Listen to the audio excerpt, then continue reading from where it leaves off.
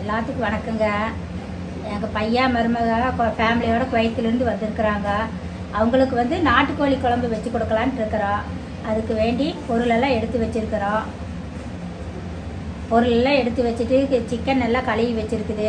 கழுவி எடுத்து வச்சு போட்டு மஞ்சத்தூள் உப்பும் போட்டு எல்லாம் கழுவி எடுத்து வச்சுருக்கிறோம். எடுத்து வச்சு போட்டு மண் பாத்திரத்தில் செஞ்சால் தான் நல்லா இருக்குது. அதனால் மண் சட்டியில் எடுத்து செஞ்சு கொடுக்கலான்ட்டு இருக்கிறேன்.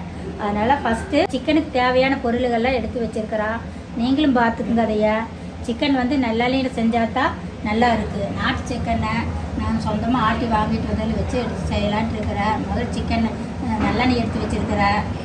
ரெண்டாவது சிக்கன் எடுத்து வச்சுருக்கு கழுவி. அப்புறம் வந்து அதுக்கு தேவையான எண்ணெய் ஊற்றினோடனே பட்டை, கிராம்பு, ஏலக்காய், சோம்பு இதெல்லாம் 2 ஸ்பூன் எடுத்து வச்சுருக்குது. தக்காளி தக்காளி எடுத்து வச்சுருக்கிறோம். தேங்காய் வந்து 2 கீத்து சின்னதாக பல்லுக்கெல்லாம் கட் பண்ணி வச்சுருக்கிறோம். அப்புறம் சின்ன வெங்காயம் கட் பண்ணி பொடியாக வச்சுட்டு அது போட்டு 2 பெரிய வெங்காயம் போட்டிருக்கிறோம். அடுத்தது கருவேப்பிலை, வரமிளகாய் வந்து தோல் உரித்து வச்சுருக்கு. உள்ளே இருக்கிற விதையெல்லாம் எடுத்துகிட்டு வச்சுருக்கிறோம். அதை அப்படியே போட்டு ஒன்று வணக்கணும். சரி, நீங்களும் பாருங்கள். நாங்கள் சிக்கன் செய்ய ஸ்டார்ட் பண்ண போகிறோம், பாருங்கள். மண்சட்டி வச்சு இப்போ நல்லெண்ணெய் ஊற்றி வச்சுக்கிறோம். நல்லெண்ணெய் சட்டி சூடானது நல்லெண்ணெய் ஊற்றி, ரெண்டாவது இது எண்ணெய் சூடானதுமே ஒவ்வொரு பொருளாக போட்டு தாளிப்பு போகிறோம், பாருங்கள். பட்டை, கிராம்பு, ஏலக்காய், சோம்பு எல்லாம் போட்டு தாளிக்கிறோம்.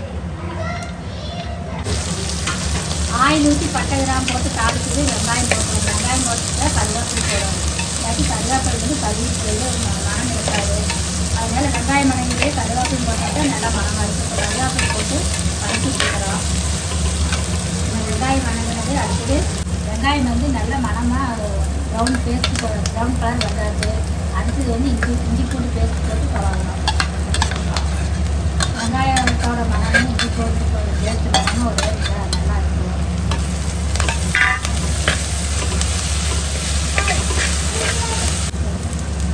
வெங்காயத்துக்கு கூட இஞ்சி பூண்டு பேஸ்ட் போட்டு பச்சை வாசனையெல்லாம் போயாச்சு.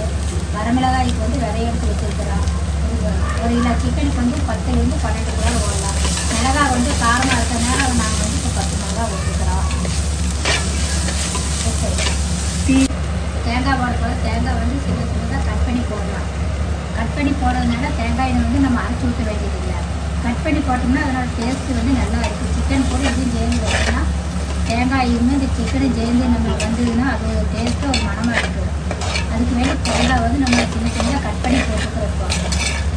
நீங்களும் இந்த மாதிரி செஞ்சு பாருங்க, நல்லா இருக்குது. அதுவும் போக மண்சட்டியில் செஞ்சோம்னா நம்மளுக்கு உடம்புக்கு நல்லது. எல்லா இதுவுமே மண்சட்டியில் செஞ்சால் பரவாயில்லன்னு சொல்லுவேன், நல்லது உடம்புக்கு. நீங்களும் செஞ்சு பார்த்துட்டு சுவை எப்படி இருக்குன்னு எப்படி சொல்லுங்க.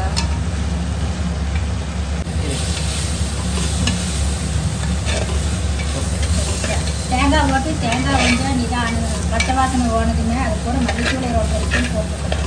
மல்லித்தூள் போட்டு இப்போ குழம்பு கொஞ்சம் கெட்டியாகவும் நல்லா கிரேவி பார்த்தா டேஸ்ட்டாகவும் இருக்குது. அதுக்கு வேண்டி மல்லித்தூள் போட்டு மல்லித்தூளோட பச்சை வாசனை போட்டு நல்லா குழாய் விட்டு போட்டு அடுத்தது வந்து தக்காளி போட போகிறோம். தக்காளி போட்டு நல்லா இந்த குழைய மசிஞ்சிடும் தக்காளி. அப்போ தான் சிக்கன் போட்டு மிளகு நல்லா இருக்கும். தக்காளி வந்து உங்களுக்கு விருப்பம்னு இருந்தால் போடல, இல்லாட்டி வேண்டாம். தக்காளி போட்டு சில பேருக்கு டேஸ்ட் எல்லாருக்கும், சில பேர் வேண்டாம்னு சொல்லுவாங்க. இதுக்கு வந்து நாங்கள் கொஞ்சம் போட்டுக்கிறோம். நீங்களும் போடலாம் அப்படின்னா போடலாம், இல்லாட்டி வேண்டாம்னு விட்டுருவோம். இந்த தக்காளி போட்டு தக்காளி குழை வரைக்கும் விட்டுட்டு மறுபடியும் சிக்கன் போட போகிறோம். தக்காளி போட்டால் குழம்பு கொஞ்சம் நம்மளுக்கு கூடுதலாக கிடைக்கி டேஸ்ட்டு நல்லாயிருக்கு. அதுக்கு வேண்டி போட்டுக்கிறோம். நீங்களும் விருப்பம் தான் போடுங்க, இல்லாட்டி எப்படி இருந்தால். இப்போ வந்து எல்லாம் பச்சை வாசனையெல்லாம் போயாச்சு. இப்போ வந்து நாங்கள் சிக்கன் போட போகிறோம். சிக்கன் போட்டு நல்லா குழாய் விட போகிறோம்.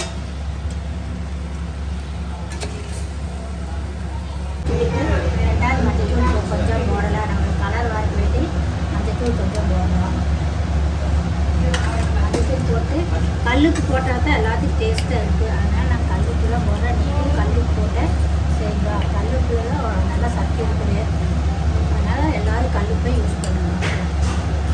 நல்லா மிக்ஸ் பண்ணி விடுவாங்க. நல்லா சிக்கன் இந்த பிராய்லர் கோழியாட்டம் அதில் வந்து நாட்டுக்கோழியில் வந்து அதிகமாக தண்ணி விடாது. அதனால் நல்லா மிக்ஸ் பண்ணி விட்டுட்டு கொஞ்சம் நேரம் அந்த இதுலேயே இந்த மசாலாவில் சிக்கன் நல்லா பிடிக்கணும். சிக்கனுக்கு கோழிக்குமே இந்த மசாலாவும் நல்லா பிடிச்சி நிதானங்களும் மறுபடியும் நம்ம தண்ணி ஊற்றினா போதும்.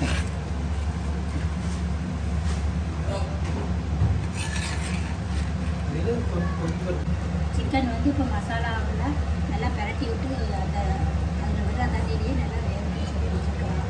கொஞ்சம் நேரம் மூடி போட்டு வேக விட்டு போட்டு கொஞ்சம் ஒரு அரிசி தண்ணி ஊற்றி நம்மளுக்கு எந்த அளவுக்கு தேவை வேணுமோ அந்த அளவுக்கு தண்ணி ஊற்றணும்.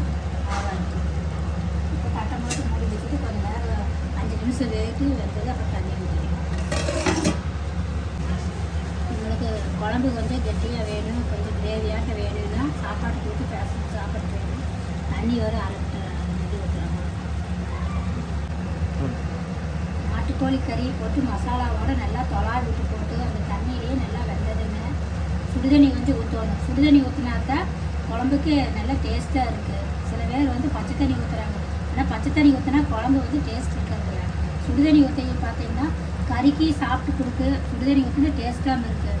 நம்ம வச்சாலும் சரி குழம்பு வந்து கெட்டு போகாது. எங்கள் மாமி வச்ச சிக்கன் கறி.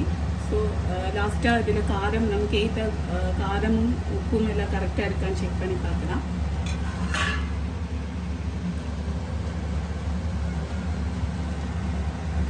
ஓகே, கொஞ்சம் உப்பு போடவும் நினைக்கிறேன். கொஞ்சம் உப்பு கம்மியாக இருக்குது. ஸோ அதனால நான் கொஞ்சம் கல் உப்பு ஒரு 1/4 டீஸ்பூன் ஆட் பண்ணுறேன். பார்த்தீங்களா, இப்போ வந்து கறியெல்லாம் செஞ்சாச்சு. கரெக்டாக இறக்க போகிற நேரத்தில் இந்த சால்ட்டு இதெல்லாம் செக் பண்ணுறது மட்டும் தாங்க இந்த மருத்துவங்களோட வேலையே. எல்லாம் இங்கேயும் மட்டும் இல்லைங்க, எல்லாத்துலேயுமே இந்த மாதிரி தாங்க கொடுமையே நடக்குது.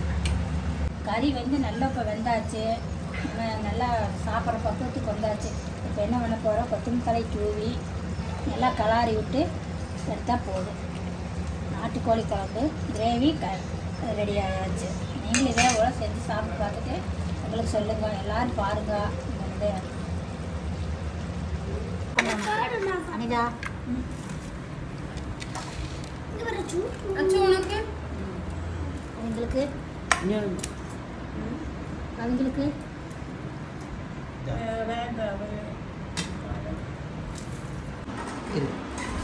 சிக்கன் இது குழம்பு நல்லா டேஸ்ட்டாக இருக்குது. சிக்கன் குழம்பு, நாட்டுக்கோழி குழம்பு நல்லா இருக்குது.